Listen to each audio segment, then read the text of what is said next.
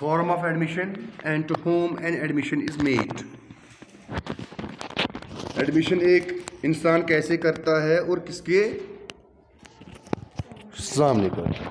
Form of admission and to whom it is made. मैंने आपको परसों कहा था कि जनरली ये इममटीरियल होता है कि एक एडमिशन करने वाला या स्टेटमेंट देने वाला किसके सामने एडमिशन करे. ठीक है, दैट मीन्स यहाँ पे दोनों सिचुएशंस में एडमिशन वैलिड है. पहली सिचुएशन ये है that if an admission occurs in reference to the proceedings. Court में किसी केस को लेके प्रोसीडिंग्स चल रही है और उन्हीं प्रोसीडिंग्स के दौरान एक इंसान एडमिशन करता है, ये भी वैलिड है. और दूसरा, अगर एक इंसान एडमिशन करे कहाँ पे, आउटसाइड द कोर्ट. ठीक है, हाँ, इनके वजन में फर्क है, इनके वेट में फर्क है. एक को ज्यादा फुटिंग मिलती है और दूसरे को कम फुटिंग मिलती है, लेकिन दोनों सिचुएशन में ये एडमिशन जो है वो वैलिड होता है. कहां पे कर सकता है एक इंसान एडमिशन कर सकता है? इट में occur as a part of the proceedings और इट में ऑकर आउटसाइड द कोर्ट. आपको समझ में आ गया? दैट मीन्स पहला टाइप जो है दैट इज फॉर्मल और जुडिशियल एडमिशन. फॉर्मल और जुडिशियल एडमिशन, मैंने आपको परसों भी कहा था, वो admission which is part of the proceedings. अब सिंपल सी बात है, कोर्ट में प्रोसीडिंग्स चल रही है और प्रोसीडिंग्स के दौरान ही एक इंसान एडमिशन करता है और उसके बाद एडमिशन करने के बाद उसके एडमिशन को क्या किया जाता है? It is recorded in the file of the court. It is recorded in the file of the court. ठीक है, an admission which is made part of the proceedings so that it is recorded in the file of the court. This admission is called as formal admission और judicial admission. ठीक है, that means ये admission एक इंसान expressly करता है proceedings के दौरान. ठीक है, या तो ट्रायल से पहले या तो जब ट्रायल चल रही होती है, क्योंकि मैंने आपको परसों कहा था सेक्शन 58 में एक इंसान एडमिशन कर सकता है even before the trial, even before the hearings. आपको समझ में आ गया? लेकिन वहां पे शर्त है कि वो किस तरीके से करना चाहिए. अगर इंसान हियरिंग्स के दौरान, हियरिंग्स के पहले करता है, कैसे करना चाहिए? राइटिंग में. वहां पे बिल्कुल लिखा है when there is a writing under their hands. आपको समझ में आ गया? और जहां पे एक इंसान एक्सप्रेसली से एडमिशन को करता है prior to the trial और at the time of the trial, it is called as formal admission भी कहते हैं, जुडिशियल एडमिशन भी कहते हैं, या एक्सप्रेस एडमिशन भी कहते हैं इसे. ठीक है, लेकिन दूसरा टाइप जो है वो इनफॉर्मल एडमिशन होता है, या उनको हम कैजुअल एडमिशन भी कहते हैं. इनफॉर्मल एडमिशन या casual admission. Informal casual admission जो होता है वो हमेशा प्रूव होता है कोर्ट में. किसके जरिए? कौन होता है वो? दूसरा पर्सन, विटनेस. आपको समझ में आ गया? इनफॉर्मल कैजुअल एडमिशन, मैंने एडमिशन किया या नहीं किया, मैं खुद एडमिशन नहीं करता हूं, लेकिन एक विटनेस कहता है कि जैसा इसने मेरे सामने एडमिशन किया है. दैट मीन्स वहां पे एडमिशन उसी इंसान से, विटनेस के थ्रू ही प्रूव हो सकता है. आपको समझ में आ गया? It is called as informal admission और कैजुअल एडमिशन. ठीक है, दोनों सिचुएशंस में ये एडमिशन वैलिड होता है. लेकिन मैंने आपको परसों भी कहा था कि वजन में फर्क है, इनके वेट में फर्क है. आपको समझ में आ गया? और एक लर्नड जज ने कहा है, अब हमें देखना है कि वजन किसका ज्यादा है. हम वेटेज, हम फुटेज कैजुअल एडमिशन को देंगे या फॉर्मल एडमिशन को देंगे. एक लर्नड जज ने कहा है अगर एडमिशंस ट्रू एंड क्लियर होंगे, एक इंसान एडमिशन ट्रूथफुली करता है और क्लियरली करता है, they are the best proof of the facts admitted. Simple सी बात है, एक इंसान खुद कहता है कि मैंने ऐसा किया, दैट मीन्स वो अपनी लायबिलिटी को डायरेक्टली एक्नॉलेज करता है, उसकी तस्दीक करता है. ठीक है, they are the best proof of the facts admitted. Best proof यही होता है. ठीक है, अब आप मुझे बताएं, एक इंसान कोर्ट में कहता है कि जैसा मैंने ऐसा किया, दूसरा जज साहब के सामने नहीं कहता है बल्कि वो बाहर किसी इंसान के सामने कहता है, या वो दूसरा इंसान जो है वो इसके एडमिशन को ओवरहियर करता है, ओवर हियर मतलब उसके सामने नहीं कहता है, बल्कि वो सुनता है, कैजुअली वो वहां से होता है और वो एडमिशन उसके कान में घुसता है। आपको समझ में आ गया? हम फुटेज किसको ज्यादा देंगे? When it is made part of the proceeding, जब एक इंसान जैसा आपके सामने कोर्ट में जब प्रोसीडिंग चल रही होती है वहां पे एडमिशन करता है, सिंपल सी बात है, फुटेज वेटेज उसी को ज्यादा मिलेगी। ठीक है, एडमिशन इफ ट्रू और clear are the best proof of the facts admitted. ठीक है, दैट मीन्स वो एडमिशन, जुडिशियल एडमिशन जो एक इंसान अंडर सेक्शन 58 करता है। मैंने आपको परसों कहा था, जब एक इंसान अंडर सेक्शन 58 एडमिशन करता है, ठीक है, एट और बिफोर द हियरिंग, मैंने वहां पे आपको कहा था हियरिंग के दौरान भी वो कर सकता है, लेकिन कैसे? रिटन फॉर्म में। ठीक है, they stand on a higher footing, they stand on a higher footing. किसके कंपैरिजन में? किसके कंपैरिजन में? As compare to casual admission. और कैजुअल एडमिशन जो होता है, मैंने आपको परसों भी कहा था कि कैजुअल एडमिशन हमेशा विटनेस की एविडेंस के थ्रू प्रूव हो सकता है। विटनेस जब कोर्ट में एविडेंस देगा, हाँ जज साहब इसने मेरे सामने ऐसा कहा, या ये एडमिशन कर रहा था मैंने सुना, आपको समझ में आ गया? दैट मीन्स वहां पे उस इंसान ने एडमिशन किया या नहीं किया, वो विटनेस की एविडेंस से प्रूव हो सकता है। इसीलिए उनको चौथा नाम दिया गया है, क्या? Evidentiary admission, because they can be proved only by the evidence of home? Witness. आपको समझ में आ गया?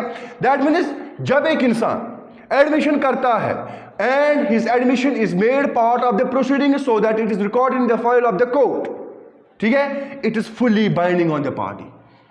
किस पार्टी पे? जो एडमिशन करता है वो उस पर बाइंडिंग होता है। मैं कह रहा हूं कि हाँ मैं सर्ट बियर, मैं खुद कहता हूं कि मैं सर्ट बियर, ठीक है, दैट मीन्स ये कौन सा एडमिशन है? कहां पे कहता हूं मैं?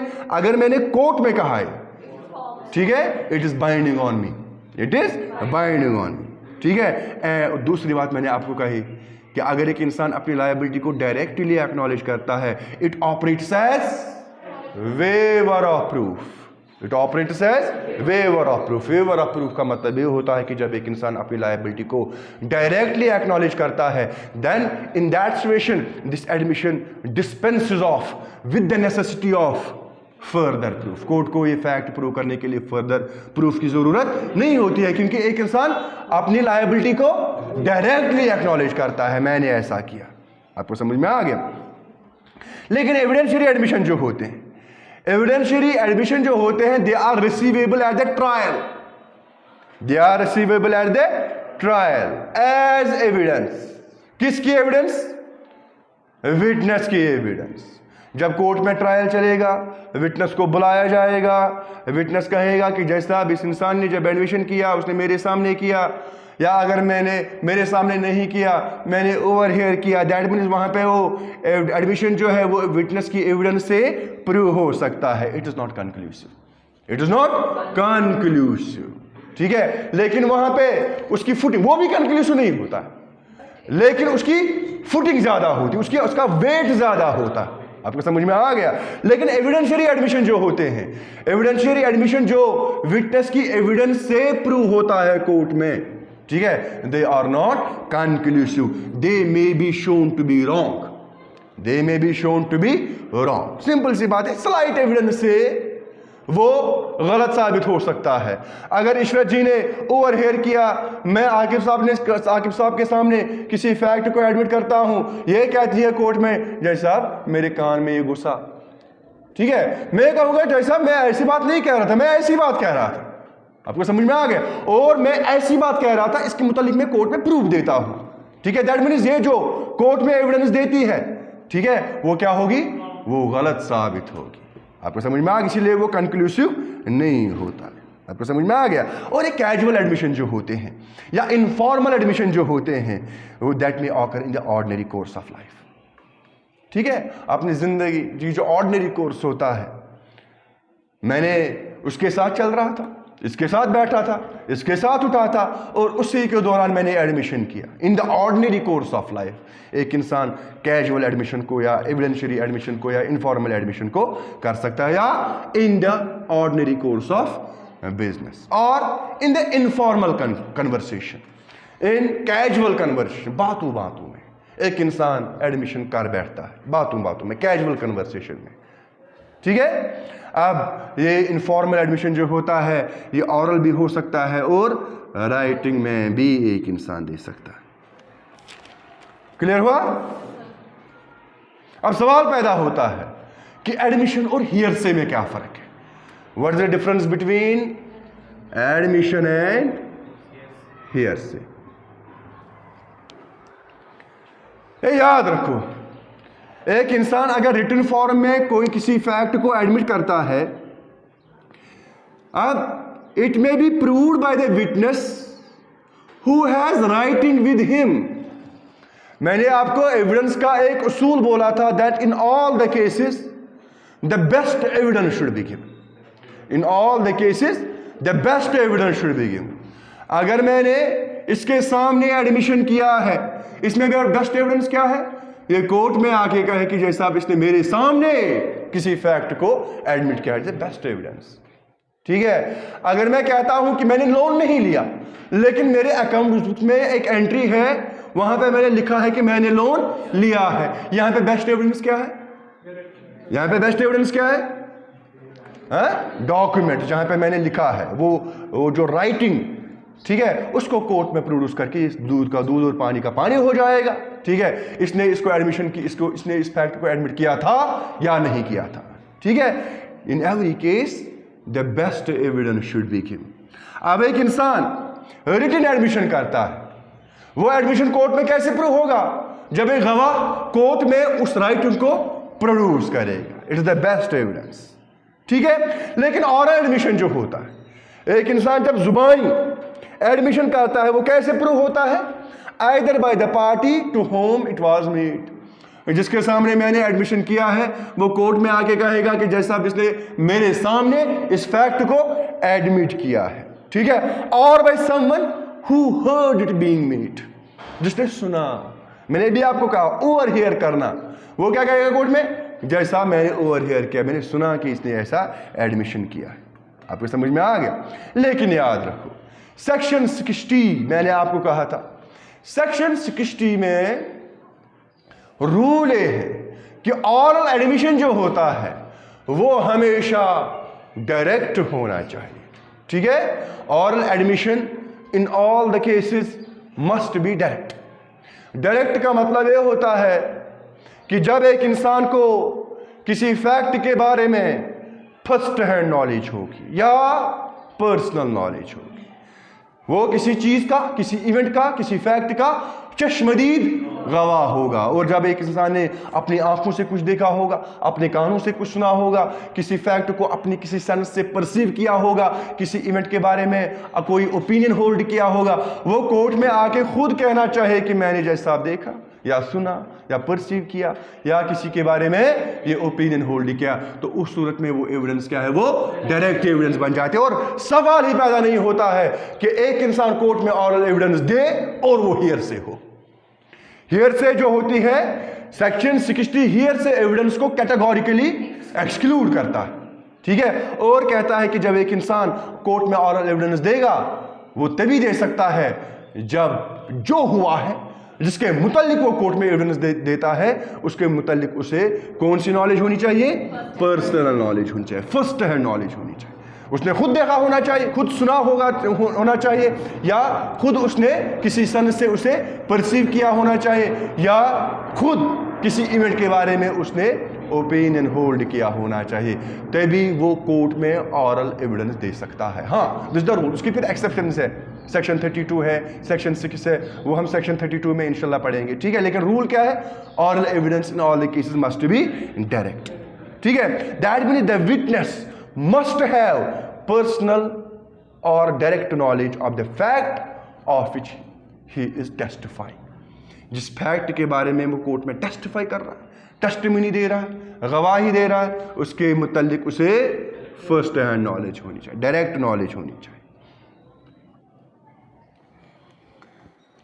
अब फॉर एग्जाम्पल, कोर्ट के सामने क्वेश्चन है कि फायर कैसे लगी, आग कैसे लगी किसी बिल्डिंग में।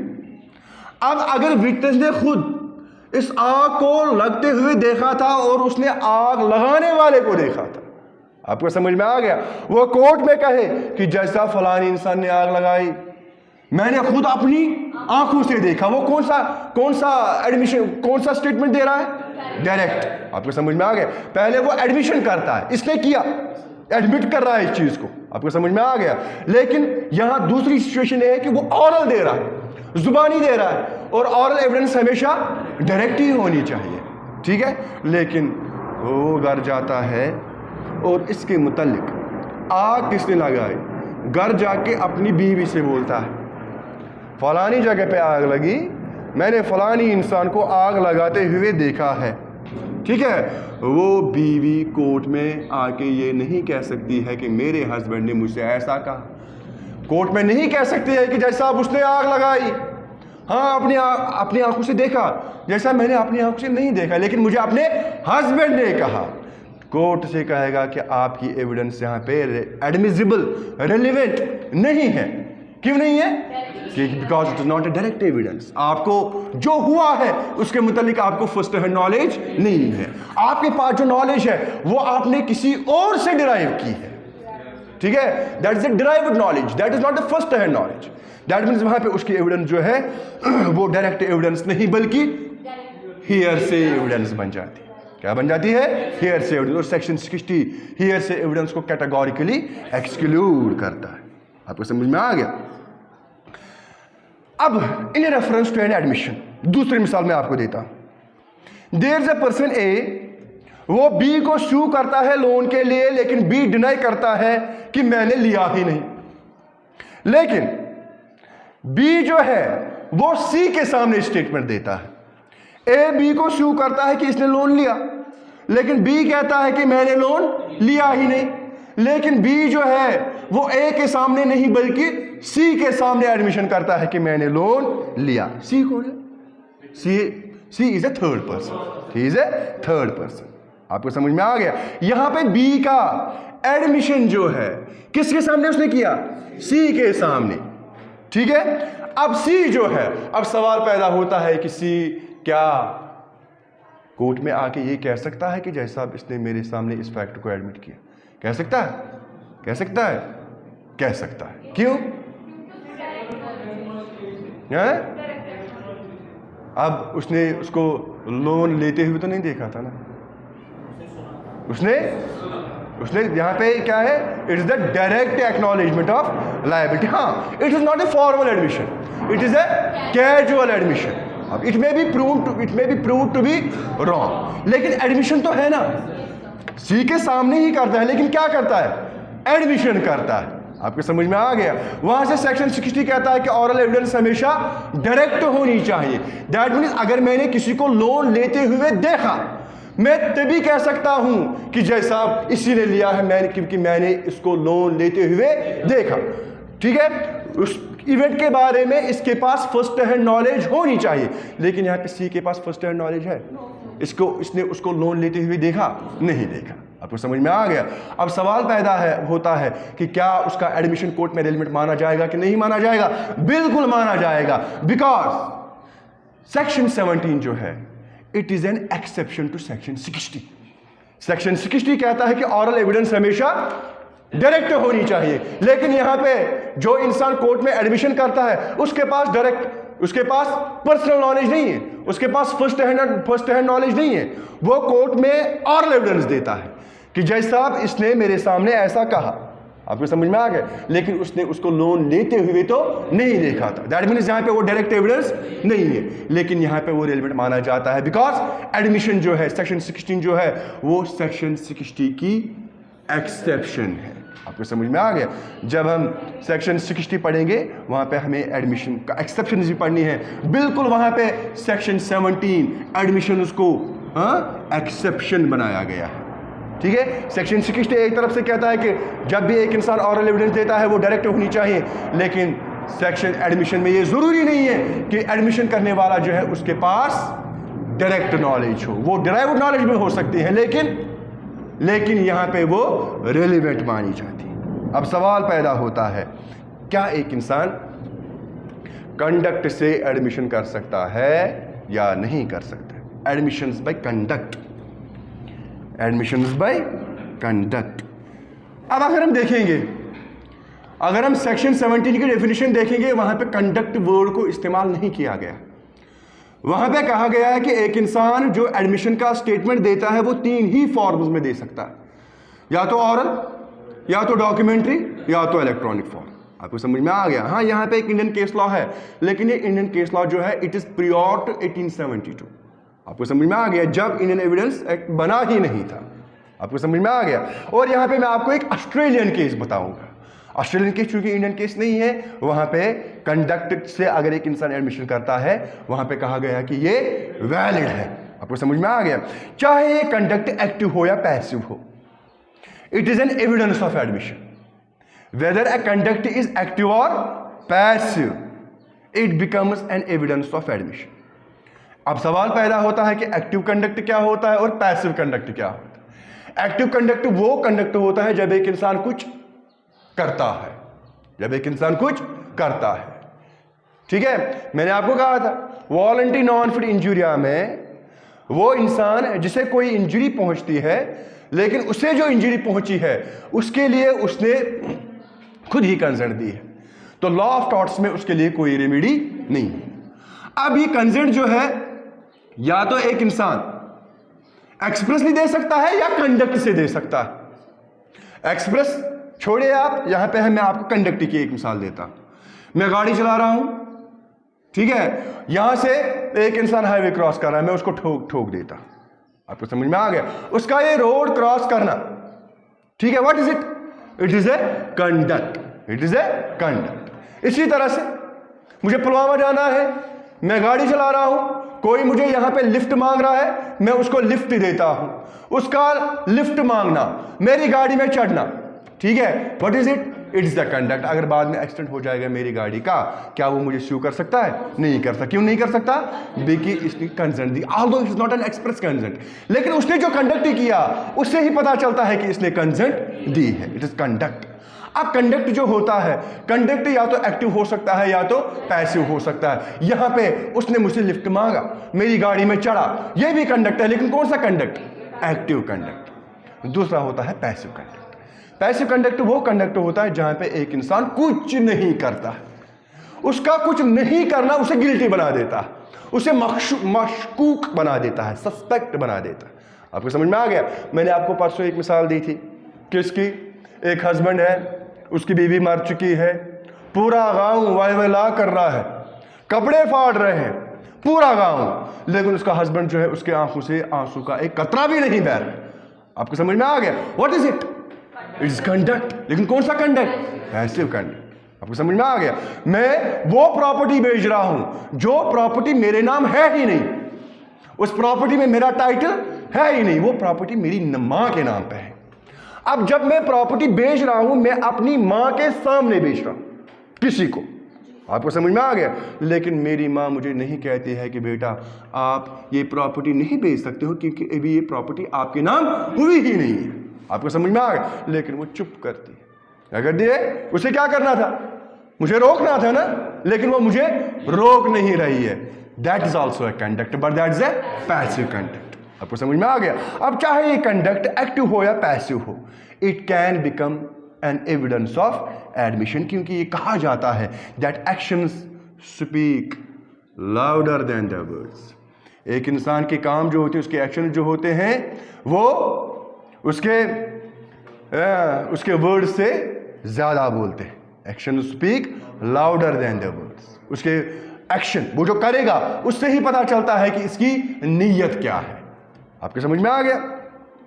और मैं आपको एक इलस्ट्रेटिव केस बताऊंगा एक्टिव कंडक्ट के बारे में, that is Moriarty versus London Latham and Dover right. Moriarty versus London Latham.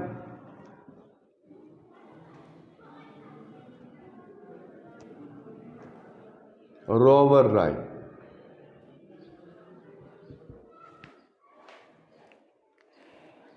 इस केस में प्लेंटिफ जो था, फैक्ट्स पहले सुनिए।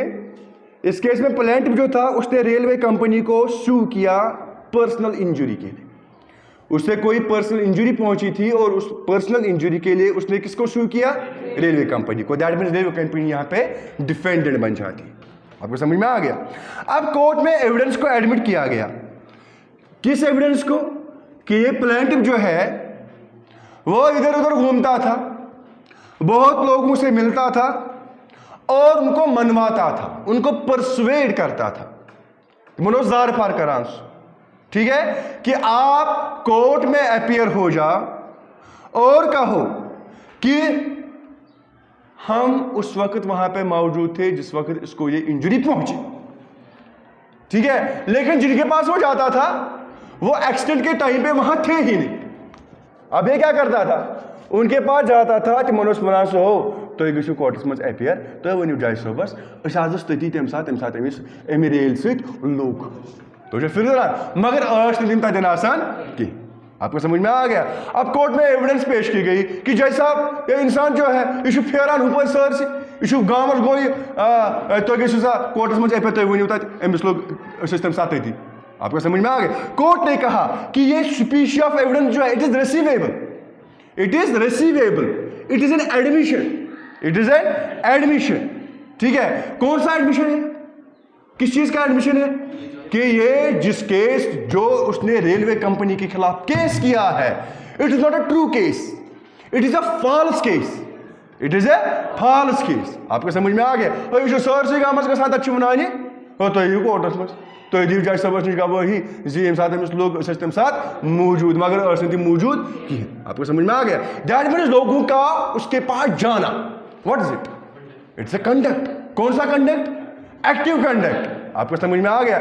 और कोर्ट ने कहा कि ये इम्प्लाइडली इस चीज का एडमिशन है कि इसने रेलवे कंपनी के खिलाफ जो केस किया है it is not the true case, it is not the true one, it is a false one. इस चीज का एडमिशन है। लेकिन ये एडमिशन कोर्ट के सामने कैसे आया? इसके कंडक्ट से। आपको समझ में आ गया? दैट मीन्स यहाँ पे एक इंसान का कंडक्ट जो है वो कोर्ट में रिलेवेंट माना जाता है कि एक इंसान इससे भी कोर्ट को एक इन्फ्रेंस मिलती है कि इसने एडमिशन किया या नहीं किया। आपको समझ में आ गया? दूसरी इलस्ट्रेशन में आपको एक ऑस्ट्रेलियन केस की दूंगा। परसों भी मैंने आपको कहा था मायो वर्सेस मायो, इस केस का नाम है, 1949 का केस है, मायो वर्सेस मायो।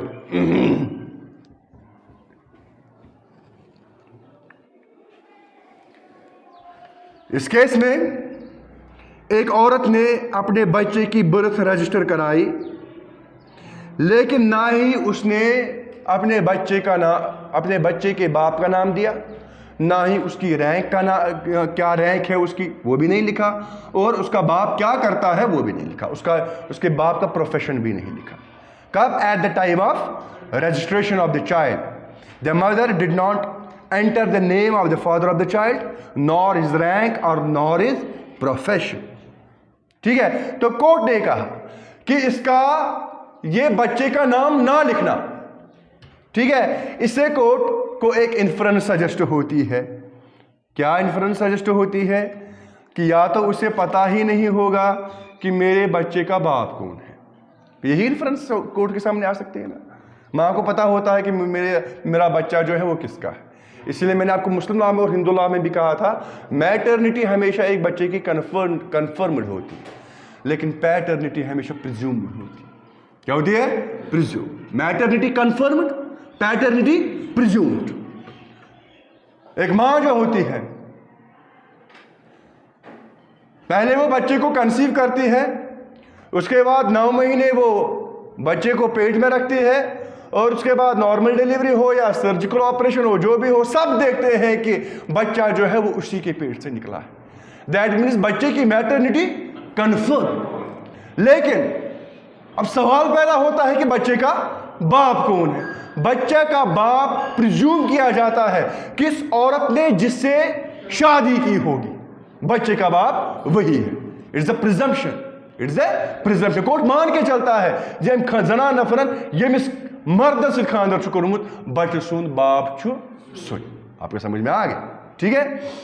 इसीलिए कोर्ट ने कहा that it must mean that either she did not know that who is the father of the child, who is the father of the child. या वो इनडायरेक्टली इस चीज को एडमिट करती है कि बच्चा जो है वो इलिजिटिमेट है। क्या है? इलिजिटिमेट। दो ही चीजें कोर्ट के सामने आ सकती हैं, या तो उसे पता नहीं होगा, कि मेरा बाप, इस बच्चे का बाप कौन है। उसका क्या मतलब है? उसका मतलब क्या है? बच्चा क्या है? इलिजिटिमेट। ठीक है, मैंने आपको हिंदू लॉ में कहा था कि वेस्ट जो है, west is defective polygamous, west is defective polygamous. वहां पे सेक्स प्रॉमिस्क्यूटी होती है। वहां पे आज की डेट में भी लोग जो है वो एक कैंपेन चला रहे हैं कि that who is our father campaign, हमारा बाप कौन है हमें बताओ प्लीज। हमें नहीं पता है कि हमारा बाप कौन है, हमें खाली ये पता है कि हमारी माँ कौन है, क्योंकि वहां पे सेक्स प्रॉमिस्क्यूटी है। वहां पे औरत का इतने मर्दों के साथ अफेयर रहता है कि फिर पता ही नहीं चलता है कि बच्चे का बाप कौन है। आपको समझ में आ गया? तो सिंपल सी बात है, अगर उसने रैंक नहीं लिखी, अगर उसने बच्चे के बाप का नाम नहीं लिखा, it impliedly means that it is illegitimate. आपको समझ में आ गया? चाहे आप कोई भी विव ले लो, चाहे आप ये विव ले लो कि she did not know the father of the child, एक विव है। दूसरा विव है that she admitted that the child is illegitimate. आपको समझ में आ गया? Both the cases it is an admission, in both the cases it is an admission. ठीक है, लेकिन यहां पे एडमिशन किसकी वजह से कोर्ट के सामने आया? कंडक्ट से। लेकिन कौन सा कंडक्ट? कौन सा कंडक्ट है ये? Passive conduct. ठीक है, पैसिव कंडक्ट। उसे जो करना था उसने नहीं किया, उससे बाप का नाम लिखना था लेकिन बाप का नाम उसने नहीं लिखा।